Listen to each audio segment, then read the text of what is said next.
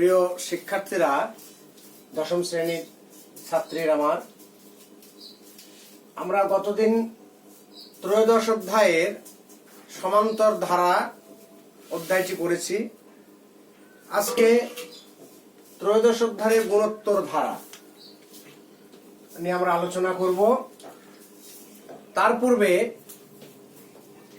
এই করোনাকালীন সময়ে সারা দেশ এমনকি সারা বিশ্ব শিক্ষা ব্যবস্থা আসলে এটা প্রকৃতির বিষয়, এটা কোন মানুষের হাত নেই। আসলে শিক্ষা ব্যবস্থা একটা হুমকির মুখে পড়েছে। সেই দৃষ্টিকোণ থেকে আমাদের মাননীয় প্রধানমন্ত্রী, জননেত্রী, দেশরত্ন, মানবতার প্রতীক, মাদার অফ হিউম্যানিটি, জননেত্রী, আমাদের অত্যন্ত প্রিয়, সকলের প্রিয় মাননীয় প্রধানমন্ত্রী জননেত্রী শেখ হাসিনা এই উপলব্ধি করেছেন যে আমার সন্তানেরা, আমার ছোট ছেলেমেয়েরা শিক্ষার থেকে যাতে বঞ্চিত না হয়, যার জন্য শিক্ষক সমাজকে আহ্বান করেছেন যাতে আমরা অনলাইনের মাধ্যমে ক্লাস নিয়ে তোমাদের কাছে আমরা পৌঁছাতে পারি। পাশাপাশি আমি মাদক নিয়ে দু একটি কথা বলবো। যে মাদক, আমি এর ইতিপূর্বে 4টি ক্লাস নিয়েছি, আজকে আমার 5ম ক্লাস। আমি প্রত্যেক ক্লাসে মাদক সম্বন্ধে কথা বলেছি। মাদকের এই ভয়াবহতা থেকে আমাদের পরিবার, সমাজ তথা দেশকে রক্ষা করতে হবে। কারণ মাদক মানুষের জীবনের অনেক কিছু কেড়ে নিতে পারে, আর্থিক সচ্ছলতা কেড়ে নিতে পারে, সামাজিক মর্যাদা কেড়ে নিতে পারে। অতএব তোমরা একটা হাতিয়ার। আমাদের শিক্ষা পরিবার যদি আমরা রুখে দাঁড়াই তাহলে মাদক নয়, অনেক অনেক বিষয় থেকে আমরা দেশকে রক্ষা করতে পারবো। কারণ তোমরা এদেশের ভবিষ্যৎ। মাননীয় প্রধানমন্ত্রী বলে থাকেন যে তোমরাই এদেশের ভবিষ্যৎ, তোমরাই এই দেশ চালাবে, তোমরাই এই দেশকে গঠন করবে। অতএব তোমরা এই মাদকের বিরুদ্ধে সচেতনতা, নিজে সচেতনতা হবে, অপরকে সচেতনতা তৈরি করতে তোমরা অবশ্যই অবশ্যই বড় ভূমিকা রাখবে। যাই হোক, আমরা আজকে পাঠে আসি। আজকে আমরা গুণোত্তর ধারা নিয়ে আলোচনা করব। আমরা সমান্তর ধারায় দেখিয়েছি যে দ্বিতীয় পদ থেকে যদি প্রথম পদের বিয়োগফল সর্বদাই সমান হয় তাহলে সেটাকে বলবো আমরা সমান্তর ধারা। যেমন গতদিনে ছিল 4, 6, 8, 10। এই ধারাটি আমি কি নামে অভিহিত করব? তাহলে দ্বিতীয় পদ এখানে 6 বিয়োগ 4 সমান সমান 2। আবার যখন 4কে আমি মুছে দেব তখন আসবে 8 বিয়োগ 6 সমান সমান 2। তাহলে বিয়োগফল যদি সর্বদাই সমান হয় তাহলে সেটাকে আমরা বলেছি সমান্তর ধারা। আজকে আমরা যে ধারাটি নিয়ে আলোচনা করব সেটা হচ্ছে গুণোত্তর ধারা। এখানে দেখা যাবে যে এমন যদি একটি ধারা থাকে 8, 16, 32। এখানে যদি আমি বিয়োগ করি প্রথম অবস্থাতে 4, 16 এর মধ্যে 8 বাদ গেলে হবে 8, অর্থাৎ এই বিয়োগফল সমান হচ্ছে না। যদি এমনটি আমি মনে করি যে বিয়োগফল সমান হচ্ছে না তাহলে আর এটা সমান্তর ধারা থাকবে না, সমান্তর ধারা হবে না। তাহলে আমরা কি করব? তাহলে আমরা অন্য ধারাতে যাব, যেটাকে বলা হচ্ছে দ্বিতীয় পদ ডিভাইড বাই প্রথম পদ। তাহলে দ্বিতীয় পদ এখানে হচ্ছে 8, প্রথম পদ 4, বিয়োগ করলে 2। আবার আসছি 16 ভাগ 8 বিয়োগ ভাগফল 2। এই ভাগফল যদি সমান হয় তাহলে সেটাকে আমরা বলবো গুণোত্তর ধারা, অর্থাৎ অনুপাত, সাধারণ অনুপাত আমার এখানে সমান হচ্ছে। সাধারণ অনুপাতকে আমরা বলি জেনারেল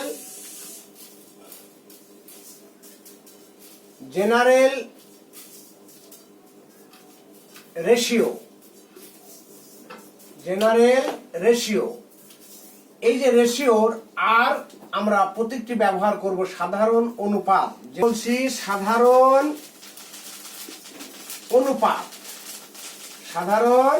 অনুপাত, এটাকে আমরা আর প্রতীকের মাধ্যমে ব্যবহার করতে পারি। আবার কেউ কিউ, ছোট হাতের আর এবং কিউ, এই দুটির যে কোনো একটি ব্যবহার করতে পারি। তো যেহেতু রেশিও আমরা আর অক্ষরটি এই প্রতীকটিকে আমরা ব্যবহার করব, তো আমরা এখানে দুটা অনুপাতের তুলনা করব। সমান্তর ধারার ক্ষেত্রে এটা হচ্ছে সমান্তর ধারা। যদি আমি নিই সমান্তর ধারা আর এটা হচ্ছে গুণোত্তর ধারা, এখানে n পদ, n তম পদের সূত্রটা হচ্ছে a plus n minus 1 into d, যেটা দিয়ে আমরা গত ক্লাসে সলিউশন সলভ করেছি। এখানেও n তম পদ আছে, এখানে বলা হচ্ছে a r to the power n minus 1। তাহলে এখানেও n তম পদের সূত্রটি হচ্ছে আমরা যেটা অ্যাপ্লিকেশন আমরা ব্যবহার করেছি a plus n minus 1 into d। এখানে যে n তম পদ আছে a r to the power n minus 1। তাহলে এখানে a যথারীতি প্রথম পদ, আর হচ্ছে সাধারণ অনুপাত, আর n কে আমরা কিন্তু পদ সংখ্যায় বলবো। এখন কততম পদ? এখন সে যদি বলা যায় যে 8তম পদ, তাহলে কি হবে a r to the power 8 minus 1 equal to a r to the power 7। তাহলে দেখা যাচ্ছে যে এখানে আমি যে পদটি দেব তার এখানে একটা কম হবে। যদি আমি বলি যে 12তম পদ, 12 পদ, তাহলে কত হবে a r টু দি পাওয়ার, আমি সরাসরি 11 লিখতে পারি, কারণ 12 মধ্যে 1 বিয়োগ করলে 11 হবে। এটা হচ্ছে গুণোত্তর ধারার ক্ষেত্রে n তম পদের সূত্র। এখন আমরা এখানে সমান্তর ধারায় n পদের সমষ্টি সূত্রটি আমরা শিখেছি এবং তার ব্যবহারও করেছি। n ভাগ 2a plus n minus 1 into d, 1 into d। এই ক্ষেত্রে n পদের সমষ্টি, এই সূত্রটি কিছু ব্যবহার আমাদের দেখতে হবে। এখানে যে আমরা রেশিও বের করেছি r, তাহলে r is greater than 1, r less than 1, অর্থাৎ r is greater than 1, r less than 1, r এর মান যদি 1 এর থেকে বেশি হয়, 2, 3 এভরিথিং, r এর মান যদি 1 এর থেকে ছোট হয়, অর্থাৎ 0 হতে পারে, মাইনাস হতে পারে, সেক্ষেত্রে দুইটি সূত্র আমাদের এখানে ব্যবহার করতে হবে। এটা হলে কি হবে? তাহলে দেখা যাচ্ছে যেখানে rটা বড়, a কে বড়, r বড়, 1 এর চাইতে বড়, তাহলে r to the power n minus 1 r minus 1। এখানে যদি 1 বড় হয় তাহলে 1 minus r to the power n 1 minus r। এই দুটি সমষ্টির সূত্র আমাকে লক্ষ্য করতে হবে, সেটা নির্ভর করছে r এর মানের উপরে, অর্থাৎ রেশিওটা কত হবে, 1 এর চাইতে বড় অথবা 1 এর চাইতে ছোট। লক্ষ্য রাখতে হবে একই সূত্র, কিন্তু যে বড় সেটা হবে আগে বসবে। a উভয় জায়গাতে আছে, আর এখানে বড় হওয়ার জন্য r to the power n minus 1, তাহলে n মাইনাস 1 এরকম ভাবে না, r to the power n minus 1টা হবে আলাদা, যেটা এখানে স্পষ্ট হয়েছে। আর যদি 1 এর থেকে ছোট হয়, অর্থাৎ 1 বড় হয়, তাহলে একটা সামনে আসবে, 1 minus r to the power n 1 minus r। এখন এই সূত্র দুটির আলোকে আমরা এখানে কম্পেয়ার করলাম সমান্তর ধারা এবং গুণোত্তর ধারার সূত্রগুলো। আমরা এখন এর আলোকে তোমাদের দুই একটি প্রবলেম সলভ করে দেখাবো, যেটা দ্বারা তোমরা এই অধ্যায়ে সমস্ত অঙ্ক আশা করি করতে পারবে, যদি তোমরা এটা ভালোভাবে লক্ষ্য করো। এখানে একটি ধারা দেওয়া আছে 6, 12, 24 একটি ধারা। তাহলে প্রথমে আমাকে ধারাটি নির্ণয় করতে হবে যে এই ধারাটি কি ধারা। সাপোজ এখানে বলা হলো এর অষ্টম পদ কত, অথবা বলা হলো যে চতুর্থ পদ কত, আমি যে কোনো বিষয়ে আনতে পারি। তাহলে এখানে প্রথমে দ্বিতীয় পদ, এখানে আমরা লিখবো এখানে দ্বিতীয় পদ ভাগ প্রথম পদ ইকুয়াল টু 2, 12 ভাগ 6 ইকুয়াল টু 2। তাহলে ভাগফল আমার সমান হলো, তাহলে বলতে পারবো যে ইহা একটি গুণোত্তর ধারা। আমাকে প্রথমে ধারাটি আইডেন্টিফাই করতে হবে। কারণ এটা তো সমান্তর ধারাও হতে পারে, তাহলে এক সূত্র হবে না। তাহলে গুণোত্তর ধারা যার প্রথম পদ a ইকুয়াল টু 3, সাধারণ অনুপাত রেশিও r ইকুয়াল টু পেলাম কত 2, r ইকুয়াল টু পেলাম 2। এখন এখান থেকে আমাকে আসতে হচ্ছে, তাহলে r ইকুয়াল টু হচ্ছে 2। এখন আমরা যে সূত্রটা জানি যে n তম পদ, তাহলে a r to the power n minus 1, তাহলে চতুর্থ পদ তাহলে কি হবে a r to the power 4 minus 1, তাহলে a r টু দি পাওয়ার 3, এর মান 3 আর এর মান 2, তার পাওয়ার হলো 3, তাহলে 3 ইনটু 2 কে 3 বার গুণ করলে পাওয়ার দিলে 8, 3 8টা 24, তাহলে চতুর্থ পদটি হবে 24। এই যে এটা চতুর্থ পদ। এখন যদি আমি এখানে বলি যে সপ্তম পদ, তাহলে এখানে আমি যদি লিখি একই অ্যাপ্লিকেশন আমি করতে পারবো সপ্তম, তাহলে এখানে কত হবে 7 বাদ দিলে 6, এখানে বাদ দিলে 6, তাহলে 6 কে যদি আমি করি তাহলে 6 বার, 3 বার দিলে 8, তাহলে 8 8টা 64, তাহলে 3 4 12 2 হাতে গেল 1, 3 6 18 একে 19।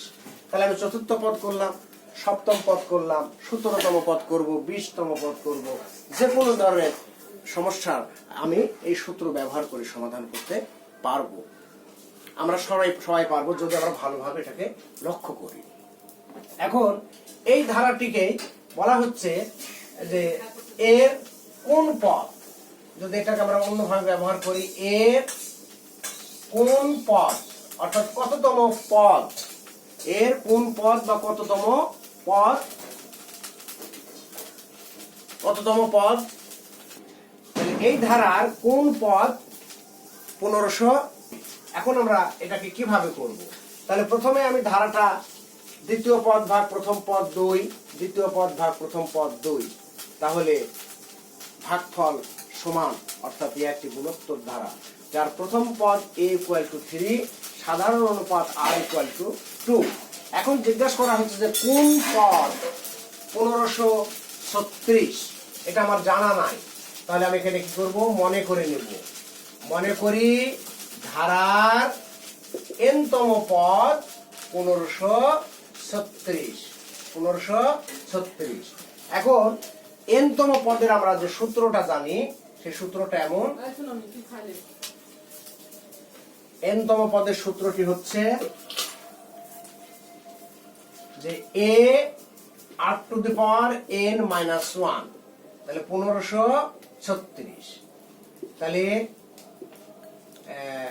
a হলো 3 2, এর পাওয়ার হচ্ছে n মাইনাস 1, 1536, তাহলে 2 n মাইনাস 1 1536 ভাগ 3, এখানে গুণ আছে, এখানে এসে ভাগ হবে 2n মাইনাস 1, 3 5 15, 5 7 1, 512, 2n মাইনাস 1, তাহলে এখানে যেহেতু ভিত্তি 2, আমি এখানে 2 নিব। এখন এর পাওয়ার কত দিলে 512 হবে, তাহলে দেখো আমরা এভাবে বের করতে পারি 2 দুগুণে 4, 4 দুগুণে 8, 8 দুগুণে 16, 16 দুগুণে 32, 32 দুগুণে 64, 64 দুগুণে 128, 128 দুগুণে 256, 256 দুগুণে 300, 512, তাহলে কয়টা হলো 1 2 3 4 5 6 7 8 9, 2 এর পাওয়ার 9 দিলে 512 হবে। উভয় দিকে ভিত্তি বাদ গেলে n মাইনাস 1 9, তাহলে n 9 মাইনাসটা প্লাস হলো, অতএব n ইকুয়াল টু হলো 10। তাহলে এই ধারার দশম পদ হবে 1536। তো এটা ব্যবহার করে আমরা আসলে যে কোনো ধরনের সমস্যার সমাধান করতে পারবো। আশা করব তোমরা এই অ্যাপ্লিকেশন দ্বারা, এই সূত্রগুলো দ্বারা তোমরা অনুশীলনের সকল অঙ্ক আশা করব তোমরা চেষ্টা করলেই সেই অঙ্কগুলো অবশ্যই সেই প্রবলেমগুলো অবশ্যই তোমরা সলভ করতে পারবে। তো আজকের জন্য এ পর্যন্তই। তোমরা সবাই ভালো থাকবে এবং অনলাইন ক্লাসগুলো নিয়মিত দেখতে পারবে, কারণ অনলাইন ক্লাসের আমি এর আগেও একটি ক্লাসে বলেছি যে একটি সুন্দর একটা দিক আছে, যেটা হচ্ছে আমি একটা জিনিস বুঝতে না পারলে আমি বারবার টেনে সেই জিনিসগুলো দেখতে পারবো, যেটা অন্য ক্লাসে এটা সম্ভব ছিল না। ধন্যবাদ সবাই।